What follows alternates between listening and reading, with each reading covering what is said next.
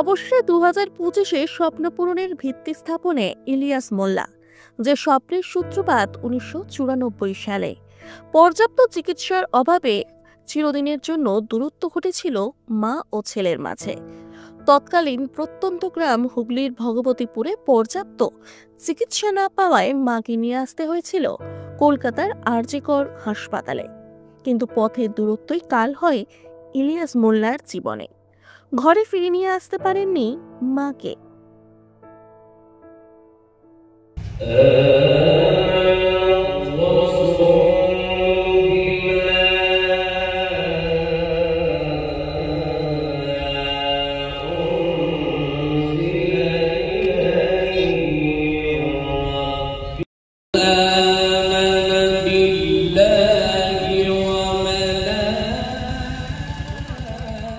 দেখুন, এটা আমি খুশনসিবি যে আমাদের মাননীয় বিধায়ক মহাশয়া ওনার হাত দিয়ে ওনার ভিত স্থাপনা হলো।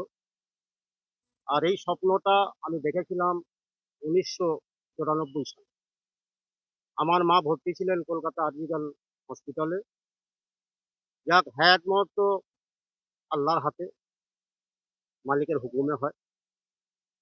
তো যে ঘটনা তখন ঘটেছিল আমাদের সঙ্গে, তখন আমি আল্লাহ পাক রব্বুল আলামিনের কাছে দোয়া চেয়েছিলাম যে আপনি যদি আমাকে সেরকম হ্যাসিয়ত দেন, তো আমি একটা আমার গ্রামে হসপিটাল খুলবো এবং অসহায় গরিব মানুষের আমি সেবা করব। সেখান থেকেই জেদ, আর সেই জেদ থেকেই স্বপ্নের বাস্তবায়ন। অবশেষে রবিবার এমকেএস হাসপাতালের ভিত্তি স্থাপনে হাজির গোটা ভগবতীপুরের মানুষ। সুস্থভাবে বাঁচার স্বপ্নে যেখানে এক হয়ে গেল ধর্ম। পুরোহিত ও হাজির সাহেবদের পাশাপাশি ভিত্তি স্থাপনে বিধায়ক স্বাতী খন্দকার। এদিন ইলিয়াস মোল্লার কথায় আগামী 2 বছরের মধ্যেই তৈরি হবে এই হাসপাতাল। সুলভ চিকিৎসার পাশাপাশি চাইল্ড কেয়ার ইউনিট থেকে শুরু করে 24 ঘন্টার ওষুধালয় খোলা থাকবে সাধারণ মানুষের জন্য। আমাদের লক্ষ্য শুধুমাত্র একটি হসপিটাল তৈরি করা নয়, বরং মানুষের কাছে সঠিক চিকিৎসা খুব কম খরচে পৌঁছে দেওয়া। আমরা বিশ্বাস করি টাকার অভাবে যেন কারো চিকিৎসা না আটকায়। তাই সাধারণ মানুষের কথা মাথায় রেখে আমরা কিছু বিশেষ সুবিধা নিয়ে এসেছি। মায়েদের সুরক্ষাই আমাদের প্রথম অগ্রাধিকার। তাই আমাদের ম্যাটারনিটি ওয়ার্ডের বেড চার্জ রাখা হয়েছে মাত্র 100 টাকা। আমাকে যেভাবে ভালোবেসে আজকে এখানে আমাকে ভাই কাদের বলে, দিদি একটা এরকম হসপিটালে শিলান্যাস হবে, তুমি আসবে, তোমাকে কার্ড দিতে যাব। আমি বলি না, এখন এসআইআর চলছে, সব মানুষ কাজে ব্যস্ত, তাই কার্ড দিতে তোমাকে আসতে হবে না, আমি চলে যাব। ঠিক মানে খুব একটা সুন্দর চিন্তা ভাবনা। প্রান্তিক গ্রামে যদি এত বড় একটা হসপিটাল হয়, মানুষ নিশ্চয়ই আমাদের মুখ্যমন্ত্রী অনেক পরিষেবা দিচ্ছে, স্বাস্থ্যে সবকিছু দিচ্ছে, কিন্তু মানুষ আহ, তাড়াতাড়ি যখন কোনো কলকাতায় প্রয়োজন হয়, ছুটে তারা, আমাদের এখান থেকে কলকাতা অনেকটা দূরে, তাই যেতে তাদের অনেকই অসুবিধে হয়।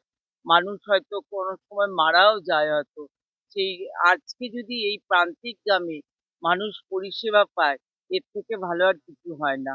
আর উনি যে সম্প্রীতির বার্তা দিয়েছেন, একদিকে ঠাকুর মশাই আছে, একদিকে ইমাম সাহেব আছে, তাহলে আমরা একই বৃত্তে দুটো কুটুম, হিন্দু মুসলমান।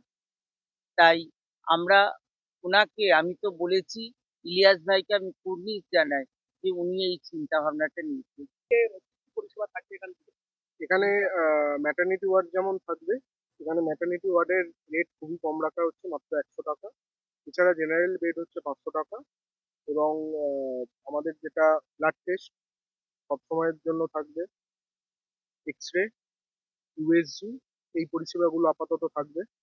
পরে এমআরআই এবং সিটি স্ক্যানের পরিষেবাও যুক্ত করা হবে। মানে অ্যাডমিশনের পেশেন্টও থাকবে, এছাড়া যারা আউটডোরের জন্য আউটডোরের ব্যবস্থাও থাকবে। হ্যাঁ, স্বাস্থ্যসাথী ব্যবস্থা এখানে থাকবে। অন্যান্য যে ইন্স্যুরেন্স স্কিম আছে সেগুলোর ব্যবস্থাও এখানে। কতগুলো বেডের হাসপাতাল হবে এবং আইসিইউ থাকবে কিনা হ্যাঁ, আইসিইউ থাকবে, 10 বেডের আইসিইউ এবং 49 বেডের। হসপিটালের পক্ষ থেকে কি অ্যাম্বুলেন্স ব্যবস্থা করা থাকবে? হ্যাঁ, নিশ্চয়ই। এবং যেটা সবথেকে গুরুত্বপূর্ণ, এলাকায় ওষুধের দোকান রাত হলেই বন্ধ হয়ে যায় অনেক ক্ষেত্রে। এখানে এমকেএস হসপিটালের যে ফার্মেসি সেটা 24 ঘন্টা খোলা থাকে। পশ্চিম তাজপুর শিয়াখালা হুগলিতে অবস্থিত মধুলিকা গোয়েঙ্কা বিদ্যা মন্দির রামকৃষ্ণ বিবেকানন্দ মিশন পরিচালিত ইংরাজি মাধ্যম বিদ্যালয়ে ভর্তি চলছে। পশ্চিমবঙ্গ মধ্য শিক্ষা পর্ষদ অনুমোদিত ইংরাজি মাধ্যম বিদ্যালয়ে যারা ছাত্রছাত্রী ভর্তি করতে ইচ্ছুক তারা শীঘ্রই যোগাযোগ করুন। যোগাযোগের নম্বর 8336984250 অথবা 7001423259। ফর্ম দেওয়ার শেষ তারিখ 30শে নভেম্বর 2025।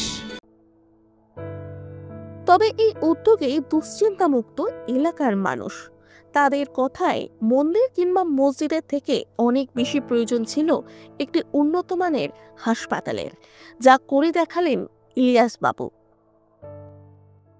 এই জায়গাতে আইয়া চণ্ডীতলা রুগী নিয়ে যেতে আমাদের এইখানে রাস্তার মধ্যে রুগী মারা যায়, এবং যাতে আমাদের এইখানে যেন চিকিৎসা এবং হসপিটাল একটা কাছাকাছি থাকলে আমাদের খুবই উপকৃত হয়।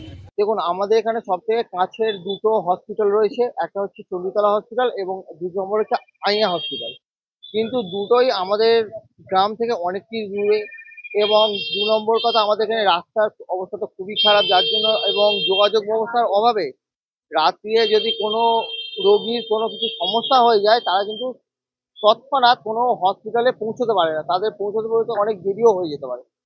এবং যদি এটা আমাদের গ্রামের মধ্যেই থাকে, তো যদি কেউ বাইকেও পায়, সেই বাইকে করেও সে একটা রুগীকে নিয়ে চলে আসতে পারবে, এবং সেই রুগীটা অন্তত জীবন বাঁচবে।